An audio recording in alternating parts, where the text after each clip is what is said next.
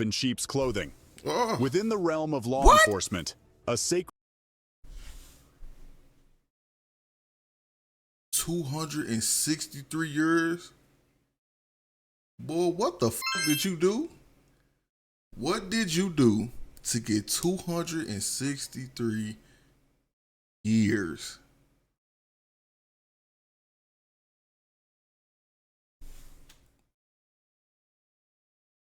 Well, what the fuck did you do?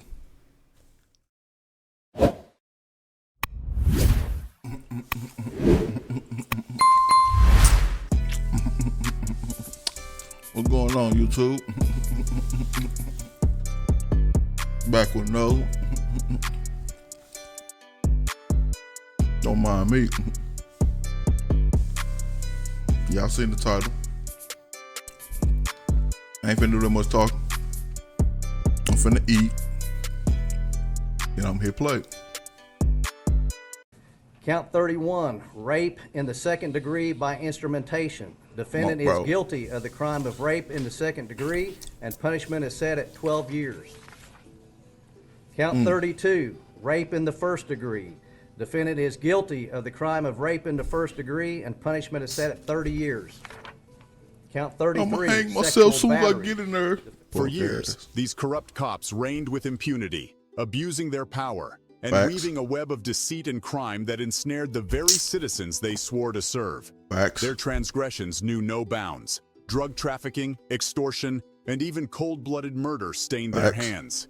Your Honor, please do not send me to prison. I have roamed, but I'm not ruined. I still have a lot of good left in me. Cap. The city trembled beneath their iron grip, You cowering know what in that fear badge means. as their dark empire expanded, entangling the innocent in its malevolent clutches. But every empire, no matter how vast, harbors cracks within its foundation, and the sins of these corrupt officers would ultimately catch up to them. Now at 5:30, it was sentencing day for a police officer who was convicted of attacking a male nurse at Jackson Memorial Hospital. That attack happened back in May of last year. That officer was fired for that incident. He had been with the Miami police force for more than 20 years. And now he has to pay the price for slamming the nurse to the ground. But who are these corrupt cops, and what heinous acts did they commit? Oh, Let us boy. uncover the truth. David Oliver, the former police chief of Brimfield Township, David Oliver, once known for his blunt and humorous commentary on Facebook about criminals, found himself facing a harsh reality when he became the subject of criminal charges, charged with multiple misdemeanors including unlawful restraint, attempted theft, simple assault, and unauthorized use of property. Oh, so you was Oliver's a fall from gangster. grace was met with a sense of irony. During his court proceedings, the judge presiding over the case labeled Oliver himself a mope, a term he had used to describe criminals in his colorful Facebook posts. Oliver pleaded no contest to charges such as attempted theft in office and assault, specifically involving Crystal Casterline, a female officer who accused him of harassment. Casterline expressed her disappointment with the plea agreement, highlighting her love for life, her dedication to marathon What her running, eyes look like and the that? joys of being a mother to her little girls. She admitted her naivety and understanding. Her eyes look scary to me. For some reason, I don't know how to pinpoint it, but And the joys of being a mother to her little girls. her eyes look extra. Okay, I see it. I see it. I see it. Got that eyeliner shit around it. For what? Like, you know what? Ain't even none of my business. I don't even care. Ain't none of my business. Do your thing, whatever the fuck your name is. She admitted her naivety in understanding how domestic violence could escalate to such an alarming degree. Casterline detailed allegations of Oliver hugging her, Look which at then her. escalated to groping, trapping her, and coercing her into dancing with him, pressing her body against his. While Oliver disputed many Oh, of the Bart. allegations against him, he chose to plead guilty to all charges in an effort to move forward with his life. Throughout the hearing, Oliver's resistance became apparent as he reluctantly entered a no I got something to say. I got a question. I ain't gonna say I have something to say. I have a question.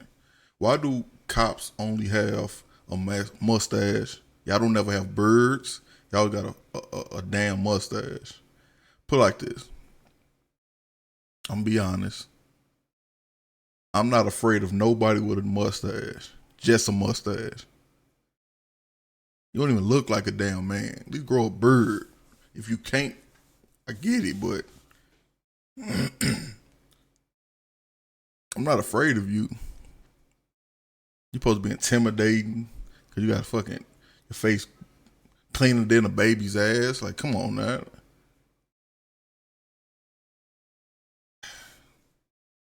Put like this. Say if I'm in harm, somebody trying to come and rob me or something, and the police come around. I call 911, and a motherfucker come up with a clean face. Oh shit, we both doomed.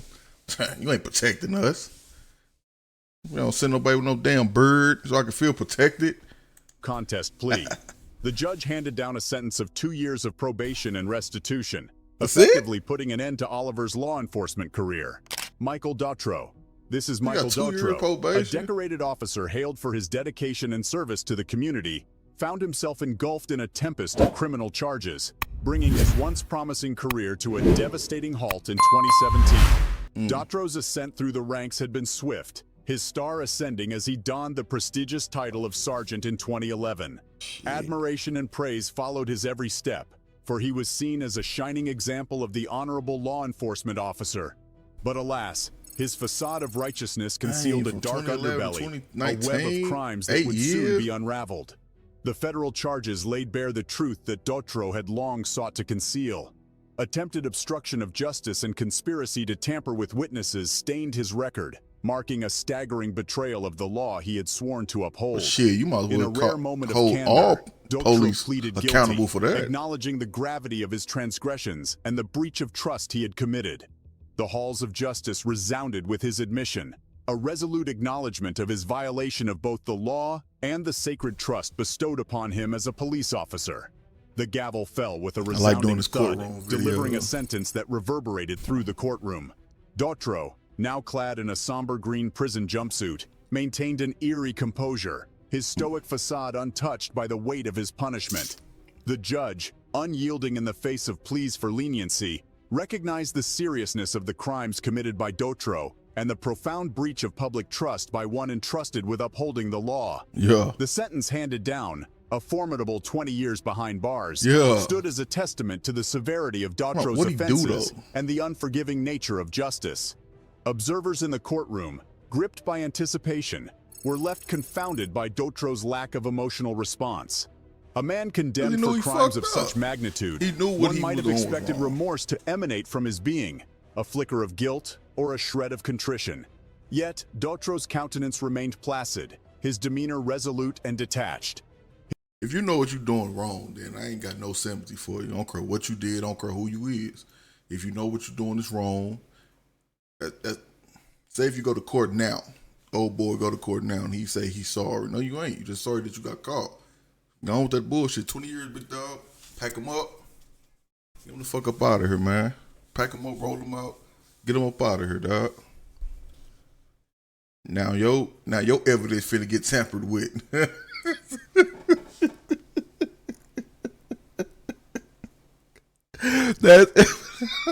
His refusal to display any signs of remorse or shit. repentance I gotta underscored the stop. gravity of his crimes I gotta and the stop. unsettling absence of guilt in the face of his sentence. Dautreau, in a feeble attempt to salvage what remained of his tarnished reputation, expressed his regret for the pain he had caused, acknowledging the disappointment he had inflicted upon his family and the community he once served. However, skepticism loomed large, casting doubt upon the sincerity of his words. The extremity of his crimes and his steadfast maintenance of innocence throughout the trial left many questioning the authenticity of his apology. Daniel Holtzclaw. Just say it. Former Oklahoma City police officer Daniel Holtzclaw reacting to his Close conviction. This is back eye. in 2015, ultimately sentenced to more than In the heart of Enid, Oklahoma, a Ooh, I city draped in kinda a heard cloak that. of tranquility, Only 30? a sinister presence lurked within the ranks of its police You force. finna say 30. Daniel Holtzclaw, born on a December day in 1986 in the distant shores of Guam, was destined for a life of infamy rather than the glory he once sought on the football field. Eric Holtzclaw, a decorated lieutenant in the Enid Police Department, fathered this wayward son who would come to embody the epitome of betrayal and depravity. Daniel's upbringing, tainted by the seeds of corruption sown within his own home, set the stage for a dark chapter in the annals of law enforcement history. Enid High School bore witness to Daniel's athletic prowess, particularly on the football field where he donned the mantle of a linebacker. It was during a fateful game, shrouded in the cloak of teenage dreams and ambitions, that he etched his name upon the school's records with a remarkable 25 tackles. In that fleeting moment, the world seemed within his grasp, but fate would have a different path in store. Eastern Michigan University beckoned to Daniel, offering the promise of a brighter future. He immersed himself in the study of criminal justice, perhaps seeking redemption for the sins that would soon consume him. In 2010, he emerged from the hallowed halls of academia, clutching a degree, a piece of paper that held not the key to salvation, but the doorway to his descent into darkness. Daniel's aspirations of a career in professional football were soon crushed under the weight of harsh reality. Unsuccessful in his pursuit, he begrudgingly turned his sights toward law enforcement, seeking solace in the badge he would wear. Little did the Oklahoma City Police Department know that their newest recruit would prove to be a wolf in sheep's clothing. Within the realm of law enforcement, a sacred 263 years? Boy, what the fuck did you do? What did you do to get 263 years?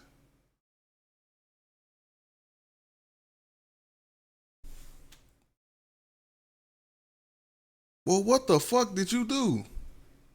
And now look at your face. Look at your face right now. Look at it. Look at you. Ain't never leaving that motherfucker. You're done. GG's. Game over. And the sad thing is, your parents and shit probably miss you and stuff. But y'all birthed that little fucking demon child. 263 years? Yeah, you a demon, big dog. Okay, what nobody say. You's a demon. That's crazy. Sacred trust is bestowed upon those who bear the badge. Yet, Daniel Holtzclaw proved to be anything but a worthy custodian of that trust. The walls of justice crumbled as he was exposed for the unspeakable crimes he had committed against the vulnerable women of Oklahoma City's impoverished corners. Like a predator stalking its prey, Holtzclaw meticulously selected his victims, exploiting their vulnerabilities with a perverse cunning. Background checks were his tool, a twisted compass guiding him toward those with outstanding warrants or tarnished records. It was a calculated scheme, a dance of malevolence orchestrated by a man who once wore the uniform of righteousness. Mr. Holtzclaw, this jury... Uniform of righteousness. Uniform of righteousness. That police uniform is not no uniform of righteousness. What? That's the wrong law that you... Man, you know what? I'm chatting too much. Jury finds you guilty of the various hey, get him the fuck up. counts. Rape. You will be remanded to the custody of the Oklahoma County Sheriff for formal sentencing set January 21st, 2016 at 10 o'clock. As the gavel struck the wood in that solemn courtroom, the tension in the air was palpable. Daniel Holtzclaw, a former police officer now draped in the shackles of his own making, stood as a shattered embodiment of the ruin he had wrought. 18 charges had stained his conscience, and the jury had spoken with an unprecedented verdict, recommending a prison sentence that defied comprehension, an astronomical 263 years. Tears welled up in Holtzclaw's eyes, his body trembling with the weight of his impending fate. In the midst of the courtroom's turmoil, lead detective Kim Davis stood resolute. She had been the guiding force, the unwavering voice for the victims who had suffered at Holtzclaw's hands. Holding the trembling hands of those who had emerged from the abyss of victimhood, she expressed her satisfaction with the sentence, a sentence befitting the magnitude of the crimes committed. Marcus Eberhardt. Marcus Eberhardt, once a police officer entrusted with upholding the law, became the subject of headlines in 2019 when his use of a taser during an arrest led to the death of 38-year-old William Marshall. This fateful event catapulted Eberhardt into the heart of a legal battle, facing charges of involuntary manslaughter and misconduct in office. Prior to the incident, Eberhardt had served as a police officer for several years. While reports indicated no history of disciplinary action, he had garnered a reputation for being a relatively aggressive officer. Marshall, on the other hand, carried a burden of narcotics abuse and a record of non-violent offenses. As the trial unfolded, a stark revelation emerged. Eberhardt's use of the taser on Marshall had exceeded the boundaries set by departmental policy. The prosecution argued vehemently that Eberhardt had employed excessive force, holding him accountable for Marshall's untimely demise. Damn. Conversely, the defense maintained that Eberhardt had followed his training, attributing Marshall's death to his history of narcotics use and underlying health conditions. In February 2022, a monumental verdict resonated through the courtroom. Eberhardt stood before the jury, convicted of involuntary manslaughter and misconduct in office, a landmark moment in Michigan's history, marking the first time a police officer had been found guilty of a crime for using a taser. Eberhardt's fate now rested in the hands of the sentencing hearing, scheduled for May 2022. The specter of potential imprisonment loomed, with a maximum sentence of 15 years hanging over his head. As the verdict reverberated through the air, Eberhardt displayed a sense of urgency to leave, his reaction seemingly muted. In contrast, his lawyer expressed disappointment with the decision, grappling with the weight of the outcome. However, fate would deliver an even more resolute blow during the subsequent sentencing hearing, as the judge, recognizing the magnitude of the crime, sentenced Eberhardt to life in prison. In a later statement, Eberhardt sought to convey his remorse for his actions, acknowledging the indelible impact they had upon Marshall's family. He offered heartfelt apologies for the pain he had caused, recognizing that no words or deeds could ever bring back their beloved. Assuming full responsibility for his actions, he expressed his earnest prayers for the family to find solace and closure in the face of unimaginable grief. Daniel Saylor. The journey of Daniel Saylor, the former police chief of Windermere, Florida. They gotta be messed up though. They gotta be messed up. If my lawyer steady telling me, hey, yeah, you know, you got 15 years, you know, over your head or whatever, it don't matter, say you ain't guilty. You know, you just gotta do 15. Then you turn around and life, the judge would be like, nah, you got life. I look at my lawyer, oh yeah, big dog, that's crazy. But that man died, big dog, you feel me? Like, that man died, so your freedom ain't justified from you still living. You got another chance to get it right. That man don't, and you the cause of that. So, I don't know, man. I don't know. I hope your apology was sincere. You gotta take that up with Christ. You gotta take that up with Yahweh Shai. You got to. You gotta take that up with God, big dog. No. Florida took a grave turn, culminating in a sentence that would forever alter the trajectory of his life. From his humble beginnings as a patrol officer in Ohio to his rise as a chief of police in various towns, Saylor's career was marked by years of service and dedication. However, the specter of perjury would cast a dark cloud over his legacy. In 2014, Saylor found himself embroiled in a case that would unravel the foundation of his professional standing. Accused of perjury in a high-profile matter involving a prominent resident of Windermere, the allegations centered on the resident's purported improper expansion of his home. It was during a deposition that Saylor stood accused of lying under oath, a charge that would lead to his subsequent arrest and prosecution. The trial, which took place in 2019, would become the crucible in which Saylor's fate was sealed. Found guilty of perjury, he faced the weight of an 8-year prison sentence. The gravity of the situation was evident in Saylor's visage as he struggled to come to terms with the sentence, requiring assistance to leave the courtroom. In a bid to sway the court towards leniency, he pleaded for a lighter sentence, citing the loss of his job and the tarnishing of his reputation as already significant penalties. His attempts to convince the jury of his innocence were met with resistance as the judge passed down the sentence, leaving Saylor visibly displeased and expressing his confusion and plea for mercy. The weight of his role as a single father and his past service to Florida loomed large, adding further complexity to an already tumultuous moment. In a statement issued through his attorney, Saylor maintained his steadfast stance of innocence while condemning the justice system that had brought him to this point. He claimed to be a victim of unjust targeting by prosecutors, asserting that his conviction was a result of prosecutorial misconduct and the judge's failure to hold the prosecutor accountable. Saylor expressed regret for the toll his convictions had taken on his family, particularly his wife, who had stood by his side throughout the arduous legal proceedings. Bro, I ain't gonna fake it. While acknowledging his fallibility and This mistakes, dude, he maintained that he had always chatting. acted in good faith If as you a don't police get to the officer. fucking point. Derek Chauvin. The state brought back. They ain't say what he got. And then this very sobering moment when Derek You know what? Chauvin, Don't even former matter. police officer, stands up, puts his hand behind his back, is handcuffed, and is let out. No reaction from Derek Chauvin throughout most of the... In the annals of American history, few names resonate with such a potent mixture of rage, grief, and seething controversy as that of Derek Chauvin. This former Minneapolis police officer, whose chilling involvement in the tragic demise of George Floyd ignited a firestorm of nationwide outrage, forever etched his name in the somber annals of police brutality and racial injustice. Chauvin's fateful journey commenced in the Twin Cities area, where he grew up, honing the characteristics that would ultimately define his place in infamy. Park High School in Cottage Grove witnessed his athletic prowess as he took to the football field, embodying the warrior spirit as a player for the school's team. Yet, the shadows that lurked within him soon cast a foreboding pall over his promising future. Normandale Community College became his harbor of knowledge, but it was at Metropolitan State University where he embraced the study of law enforcement, seeking to safeguard a society that would soon tremble under his cold gaze.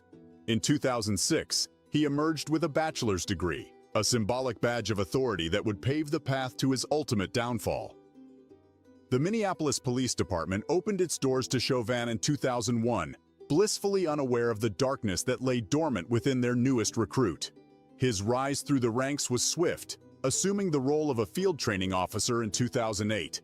Yet, beneath the veneer of service and protection, a sinister undercurrent coursed through the veins of his career.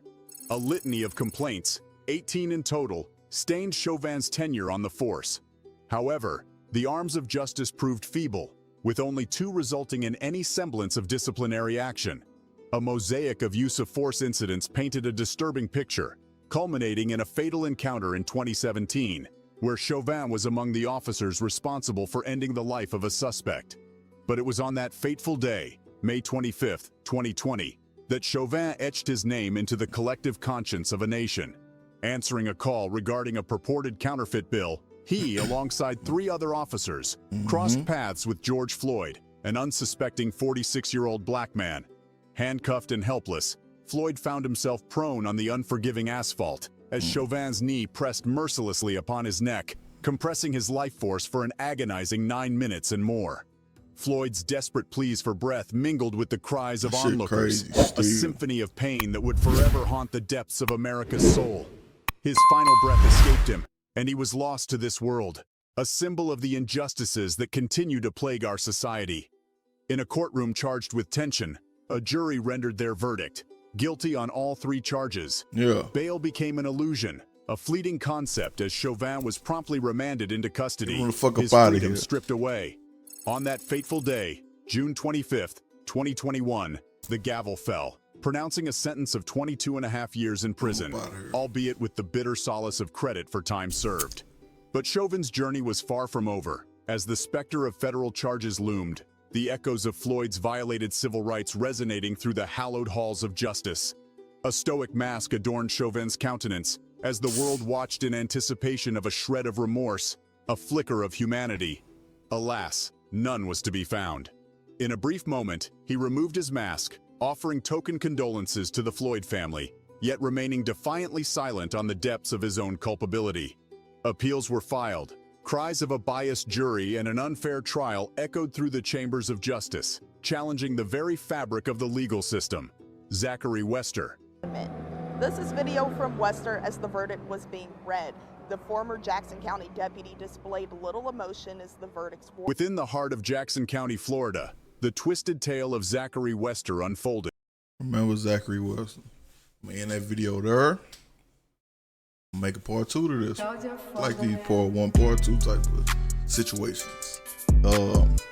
Hey, but it's been another video. It's your boy Lafa Kwam. I appreciate y'all for sitting through. If you did sit through it, hit that like button, comment, subscribe, do all that fun stuff, you know. Comment more. If you still at the end of the video, comment. Before you click off, hit that like button first, but comment. Say something so I can talk shit back. I'm not gonna tell y'all that shit no more. I promise you I ain't.